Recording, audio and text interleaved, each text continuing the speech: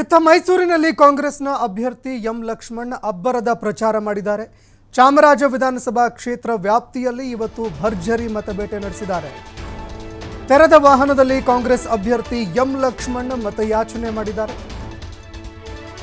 ಕ್ಷೇತ್ರದ ಅಭಿವೃದ್ಧಿಗೆ ನನ್ನದೇ ಆದಂತಹ ದೃಷ್ಟಿಕೋನವನ್ನು ಇಟ್ಕೊಂಡಿದ್ದೀನಿ. ಕ್ಷೇತ್ರದ ಅಭಿವೃದ್ಧಿಗಾಗಿ ಪ್ರತ್ಯೇಕ ಪ್ರಣಾಳಿಕೆ ಕೂಡ ತಂದಿದ್ದೇನೆ. ನಮ್ಮ ಕ್ಷೇತ್ರದ ಕುಂದುಕೊರತೆಗಳಿಗೆ ಸಂಬಂಧಪಟ್ಟಂತೆ ಪ್ರತ್ಯೇಕವಾಗಿ ಒಂದು ಪ್ರಣಾಳಿಕೆ ಕೂಡ ತಂದಿದ್ದೀನಿ. ಪಕ್ಷ ನನಗೆ ಅವಕಾಶ ಕೊಟ್ಟಿದೆ, ನೀವು ನನ್ನ ಕೈ ಹಿಡಿರಿ. ನಾನು ಗೆದ್ದರೆ TA DA ಕೂರುವಂತಹ MP ಆಗೋದಿಲ್ಲ. ಸಮಸ್ಯೆಗಳನ್ನು ಪ್ರಾಮಾಣಿಕವಾಗಿ ಬಗೆಹರಿಸುವಂತಹ ಕೆಲಸವನ್ನು ಮಾಡ್ತೀನಿ ಅಂತ ಮತದಾರರಲ್ಲಿ ಎಂ ಲಕ್ಷ್ಮಣ್ ಮನವಿ ಮಾಡಿಕೊಂಡಿದ್ದಾರೆ. ಲೋಕಸಭಾ ಕ್ಷೇತ್ರದ ಕಾಂಗ್ರೆಸ್ ಅಭ್ಯರ್ಥಿ ಎಂ ಲಕ್ಷ್ಮಣ್ ಅವರು ಕೊನೆಯ ಹಂತದ ಅಬ್ಬರದ ಪ್ರಚಾರದಲ್ಲಿ ತೊಡಗಿದ್ದಾರೆ. ಚಾಮರಾಜ ವಿಧಾನಸಭಾ ಕ್ಷೇತ್ರ ಜೊತೆಗೆ KR ಕ್ಷೇತ್ರದಲ್ಲಿ ಪ್ರಚಾರದಲ್ಲಿರುವಂತಹ ಎಂ ಲಕ್ಷ್ಮಣ್ ಅವರಿಗೆ ಆಯಾ ಕ್ಷೇತ್ರದ ಜನರು ಅದ್ದೂರಿಯಾದಂತಹ ಸ್ವಾಗತವನ್ನು ಕೊಟ್ಟಿದ್ದಾರೆ. ಈಗ ಅವರನ್ನು ನೊಟ್ಟಿಗಿದ್ದಾರೆ. ಸರ್, ಹೆಂಗಿದೆ ಸರ್ ಕೊನೆ ಹಂತದ ಒಂದು ಪ್ರಚಾರ? 8 ಅಸೆಂಬ್ಲಿ ಕಾನ್ಸ್ಟಿಟ್ಯೂನ್ಸಿಲೂ ನನ್ನ ಪ್ರಚಾರ ಮುಗಿದಿದೆ. ಕೆಲವು ಬಹಳ ಇಂಪಾರ್ಟೆಂಟ್ ಪ್ಯಾಕೇಜ್ಗಳಿಗೆ ಹೋಗಿರಲಿಲ್ಲ, ಅದನ್ನು ಇವತ್ತು ನಾನು ಮುಗಿಸ್ತಾ ಇದ್ದೀನಿ. ಎಲ್ಲ ಕಡೆನೂ ಒಳ್ಳೆ ಅಭೂತಪೂರ್ವವಾದಂಥ ಸ್ಪಂದನೆ ಸಿಗ್ತಾ ಇದೆ. ನಾವು ಗೆಲ್ಲುವಂಥ ಎಲ್ಲ ಸನ್ನಿವೇಶಗಳು ಒದಗಿ ಬಂದಿರುವಂಥದ್ದು ನಾನು ಕಾಣ್ತಾ ಇದ್ದೀನಿ. ಮತದಾರರ ಬಾಡಿ ಲ್ಯಾಂಗ್ವೇಜಲ್ಲಿ ನಾನು ಕಾಣ್ತಾ ಇದ್ದೀನಿ. ಅವ್ರು ತೋರಿಸ್ತಾ ಇರುವಂಥ ಉತ್ಸಾಹ, ಅವರು ವ್ಯಕ್ತಪಡಿಸ್ತಾ ಇರುವಂಥ ಬೆಂಬಲ, ಅದು ನನಗೆ ಭಾಳ ಸಮಾಧಾನ ತರ್ತಾ ಇದೆ. 100ಕ್ಕೂ 100ರಷ್ಟು ನಾವು ಈ ಬಾರಿ ಕಾಂಗ್ರೆಸ್ ಪಕ್ಷದ ಅಭ್ಯರ್ಥಿ ನಾನೇನಿದ್ದೀನಿ ಗೆಲ್ಲುವಂಥದಕ್ಕೆ ಅವಕಾಶ ಎಲ್ಲ ಇದೆ.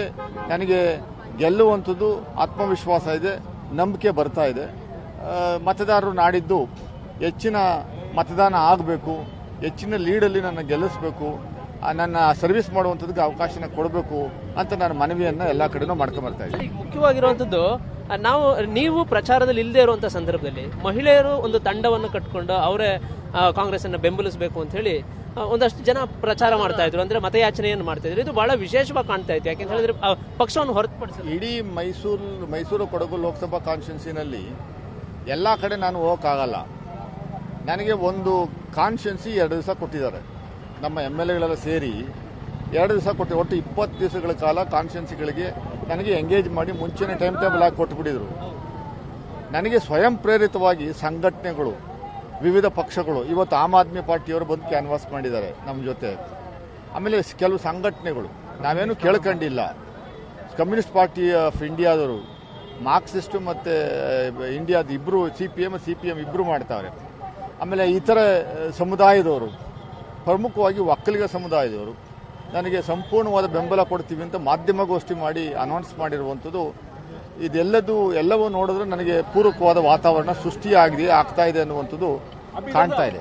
ಸರ್, ಈಗ ಮುಖ್ಯವಾಗಿರುವಂಥದ್ದು, ನೀವು ಪ್ರಣಾಳಿಕೆಯನ್ನು ನಿಮ್ಮದೇ ಒಂದಷ್ಟು ಐಡಿಯಾಗಳನ್ನು ಇಟ್ಕೊಂಡು, ಜೊತೆಗೆ ಇಲ್ಲಿ ನಮ್ಮ ಮೈಸೂರು ಮತ್ತು ಕೊಡಗಿಗೆ ಏನು ಬೇಕಾಗಿದೆ ಇದ್ರ ಬಗ್ಗೆ ಚಿಂತನೆಯನ್ನು ಮಾಡಿ ಒಂದಷ್ಟು ಪ್ರಣಾಳಿಕೆಯನ್ನು ಬಿಡುಗಡೆ ಮಾಡಿದ್ರೆ ಅದು ಜನರಿಗೆ ತಲುಪಿಸುವಂಥ ಒಂದು ಕೆಲಸ ಆಗಿದೆಯಾ? ಅಂದರೆ ಆ ವಿಚಾರ ಅಲ್ಲ, ಈಗ ನಾವು ಮೈಸೂರು ಕೊಡಗು ಲೋಕಸಭಾ ಕಾನ್ಸ್ಟಿಟ್ಯೂನ್ಸಿ ಅಭ್ಯರ್ಥಿಯಾಗಿ ನಾನು ಗೆದ್ದರೆ ನೀವು ಏನು ಮಾಡ್ತೀರಾ ಅಂತ ಜನಗಳು ಕೇಳ್ತಾ ಇದ್ರು. ಅದಕ್ಕೆ ನಾನು ಒಂದಷ್ಟು ಯೋಚನೆ ಮಾಡಿ ರಾಜ್ಯ ಸರ್ಕಾರದ ಮುಖ್ಯಮಂತ್ರಿಗಳ ಅನುಮತಿಯನ್ನು ತಗೊಂಡು ನಾನೇನು ಪ್ರಿಪೇರ್ ಮಾಡಿದ್ದೆ ಅವರು ತೋರಿಸಿ, ಆಮೇಲೆ ನಮ್ಮ ಈ ಭಾಗದ ಎಲ್ಲ MLAಗಳನ್ನ ಕನ್ಸಲ್ಟ್ ಮಾಡಿ ಒಬ್ಬ MP ಗೆದ್ದರೆ MP ಏನೆಲ್ಲ ಮಾಡ್ಬೋದು ಅನ್ನೋದು ಮಾತ್ರ ನಾನು ಅದರಲ್ಲಿ ಪ್ರಣಾಳಿಕೆಯಲ್ಲಿ ಹಾಕಿ ಬಿಡುಗಡೆ ಮಾಡಿದ್ದೀವಿ. ನಮ್ಮ ಕರ್ನಾಟಕದಲ್ಲಿ ಇದೇ ಮೊಟ್ಟ ಮೊದಲಿಗೆ ನಾನೇ ಪ್ರತ್ಯೇಕವಾದ ಪ್ರಣಾಳಿಕೆ ಬಿಡುಗಡೆ ಮಾಡಿರುವಂಥದ್ದು ಅನ್ನುವಂಥದ್ದು ಸ್ಪಷ್ಟವಾಗಿ ಕಾಣ್ತಾ ಇದೆ. ನಾನೇನು ಪ್ರಣಾಳಿಕೆಯಲ್ಲಿ ಹೇಳಿದ್ದೀನಿ, 5 ವರ್ಷಗಳಲ್ಲಿ 100ಕ್ಕೆ 100ರಷ್ಟು ನಾವು ಅದನ್ನು ಅನುಷ್ಠಾನ ಮಾಡ್ತೀವಿ. ರಾಜ್ಯ ಸರ್ಕಾರದ ಸಪೋರ್ಟ್ ಬೇಕು, ಕೇಂದ್ರ ಸರ್ಕಾರ 100ಕ್ಕೆ 100ರಷ್ಟು ನಮ್ಮ ಇಂಡಿಯಾ ನೇತೃತ್ವ ಸರ್ಕಾರ ಬಂದೇ ಬರುತ್ತೆ. ಸೊ ನಾವು ಒಟ್ಟುಗೂಡಿ ಮೈಸೂರು ಮತ್ತು ಕೊಡಗಿನ ಅಭಿವೃದ್ಧಿಗೆ ಪ್ರಾಮುಖ್ಯತೆಯನ್ನು ಕೊಟ್ಟು ಅಭಿವೃದ್ಧಿ ಪಡಿಸುವಂಥದ್ದಕ್ಕೆ ಪ್ರಾಮಾಣಿಕ ಪ್ರಯತ್ನ ನಾನು ಮಾಡ್ತೀನಿ ಅಂತ ನಾನು ಪ್ರಣಾಳಿಕೆ ಮೂಲಕ ಜನರಿಗೆ. ನಿಮ್ಮ ಐಡಿಯಾಗಳಿಗೆ ಈಗ ನೀವು ಹೋಗ್ತಾ ಇರುವಂಥ ಸಂದರ್ಭಗಳಲ್ಲಿ ರೆಸ್ಪಾನ್ಸ್ ಹೆಂಗಿದೆ ಸರ್? ಅಂದರೆ ಪ್ರಣಾಳಿಕೆಯಲ್ಲಿ ಕೊಟ್ಟಿರ್ತಕ್ಕಂಥ ವಿಚಾರಕ್ಕೆ ಅಲ್ಲ, ಪ್ರಣಾಳಿಕೆ ಈಗ ನಾವು ಬಿಡುಗಡೆ ಮಾಡಿ 3 ದಿವಸ ಆಗಿರೋದು. ಜನಗಳಿಗೆ ಮಾಧ್ಯಮದ ಮೂಲಕ ತಲುಪಿಸುವಂಥ ಕೆಲಸವನ್ನು ಮಾಡಿದ್ದೀವಿ.